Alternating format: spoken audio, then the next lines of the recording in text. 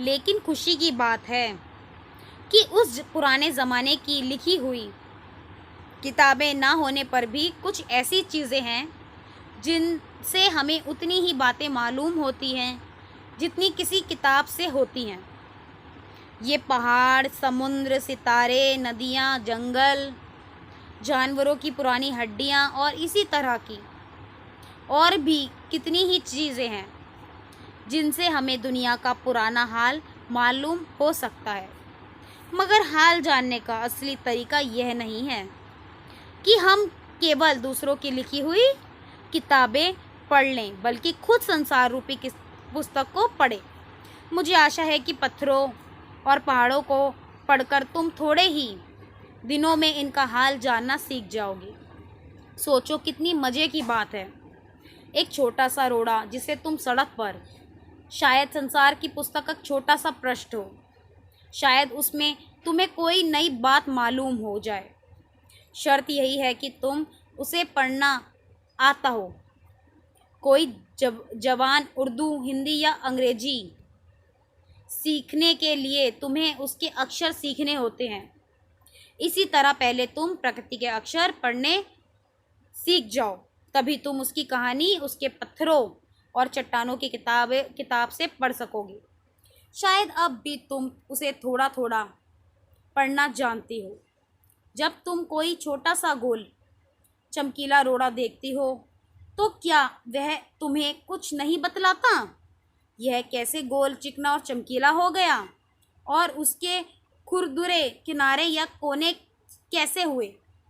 अगर तुम किसी बड़ी चट्टान को तोड़कर टुकड़े टुकड़े कर डालो तो हर एक टुकड़ा खुरदरा और नोकीला होगा।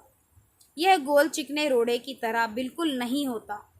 फिर यह रोड़ा कैसे इतना चमकीला, चिकना और गोल हो गया? अगर तुम्हारी आंखें देखें और कान सुने तो उसी के मुंह से उसकी कहानी सुन सकती हो। वह तुमसे कहेगा कि एक समय जिसे शायद बहुत दिन गुजरे हो, वह भी एक चट्टान का टुकड़ा था। ठीक उसी टुकड़े की तरह उसमें किनारे और कोने थे जिसे तुम बड़ी चट्टान से तोड़ती हो। शायद वह किसी पहाड़ के दामन में पड़ा था, तब पानी आया और उसे बहाकर छोटी घाटी तक ले गया। वहाँ से एक पहाड़ी नाले से धक्के लगकर उसे एक छोटे से नदी के किनारे दरिया में पहुँचा दिया। एक छोटे से दरिया से वह बड़े दरिया में पहुँचा। इस बीच वह दरिया के पेंदे में लुढ़कता रहा। उसके किनारे घिस गए और वह चिकना और चमकदार हो गया। इस तरह वह कंकड़ बनकर तुम्हारे सामने आया। किसी वजह से दरिया उसे और तुम उसे पा गई। किसी तरह से क्या हुआ, दरिया ने उसे आगे धकेल दिया और तुम्हें मिल गया और तुम उसे घर ले आए। अगर दरिया उसे और आगे ले जाता, वह छोटा होते होते अंत में बालू का एक जरा हो जाता और समुद्र के किनारे अपने भाइयों से जा मिलता, जहाँ एक सुंदर बालू का किनारा बन जाता जिस पर छोटे छोटे बच्चे खेलते और बालू के घरौंदे बनाते। अगर एक छोटा सा रोड़ा तुम्हें इतनी बातें बता सकता है तो पहाड़ों और दूसरी चीज़ों से जो हमारे चारों तरफ हैं, हमें और कितनी बातें मालूम हो सकती हैं।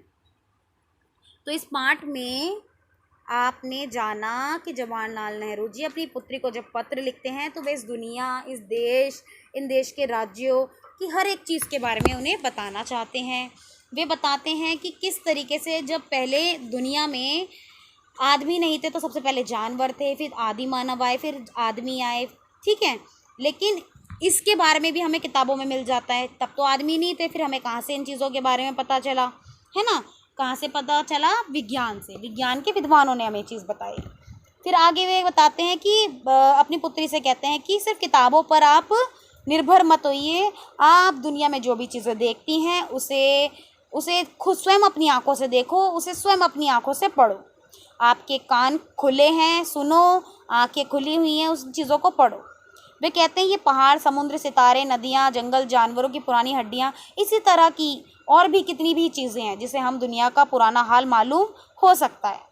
मगर अगर हाल जानना चाहते हैं तो हमें क्या करना होगा? उस संसार रूपी पुस्तक को स्वयं पढ़ें। इस संसार में हर एक चीज़ है उसको स्वयं जाने। जैसे वो एक उदाहरण देते हैं कि हमें भाषाएं कब आएंगी, जब हम उसे सीखते हैं, ठीक है, जब हम उन्हें सीखते हैं। तो उसी प्रकार से कहते हैं कि हर एक एक चीज़ को आप सीखो, देखो कैसे हुई है। फिर वे उदाहरण देते हैं कि पत्थरों और चट्टानों की किताब में अगर आप पत्थरों चट्टानों के बारे में पढ़ेंगे तो आपको कई चीज़ें पता चलेंगी, लेकिन आप स्वयं जब उन चीज़ों के बारे में जानेंगे तो आपको एक नया ही अनुभव प्राप्त होगा। वे कहते हैं कि अगर एक छोटा सा गोल चमकीला रोड़ा देखते हो तो वह तुम्हें कुछ नहीं बताता, बल्कि बहुत कुछ बता देता है। एक छोटा सा चमकीला सा रोड़ा, ये कैसे गोल हुआ, चिकना हुआ, चमकीला हुआ, ये सारी चीज़ें एक छोटा सा गोल चमकीला रोड़ा आपको बता देता है। उसके खुरदुरे किनारे या कोने कैसे हुए। अगर तुम किसी बड़ी चट्टान को तोड़कर टुकड़े टुकड़े कर डालो, एक टुकड़ा खुरदुरा और नुकीला होगा। जब आप कोई बड़ी सी चट्टान को तोड़ते हैं तो उसमें से कई टुकड़े हो जाते हैं, और वो टुकड़े क्या हो जाते हैं, टुकड़े टुकड़े बढ़ जाते हैं। और वो जब वो नीचे गिरते हुए, पहाड़ों से नीचे गिरते हुए नदियों में आते हैं, नदियों से बहकर दूसरी नदियों में, दरियों में जाते हैं, तो आपने देखा होगा वे क्या हो जाते हैं, पैने होते जाते हैं, खुरदुरा होता जाता है, और फिर गिरते गिरते गिरते गिरते कई बार गोल हो जाते हैं और कई बार चिकने हो जाते हैं। तो